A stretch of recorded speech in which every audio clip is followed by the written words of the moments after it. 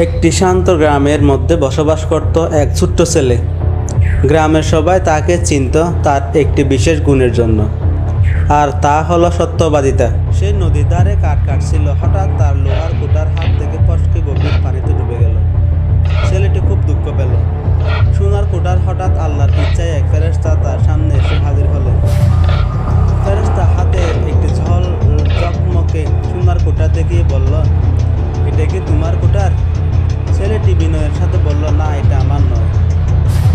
এরপর ফেরেশতা একটি সুন্দর রূপার কুটার দেখালেন। ছেলেটি আবারও সত্য কথা বলল, না, এটাও আমার নয়। সব শেষে ফেরেশতা লোহার কুটারটি বের করে বললেন, এটাই কি তোমার কুটার? ছেলেটির মুখে আনন্দ ঝলমলে করে উঠল। সে বলল, হ্যাঁ, এটাই আমার। তার সত্যতায় খুশি হয়ে ফেরেশতা তাকে শুধু লোহার কুটার নয়, সোনার ও রূপার কুটার উপহার দিলেন। সত্যবাদিতা সবসময় আল্লাহর রহমত ও বরকত নিয়ে আসে।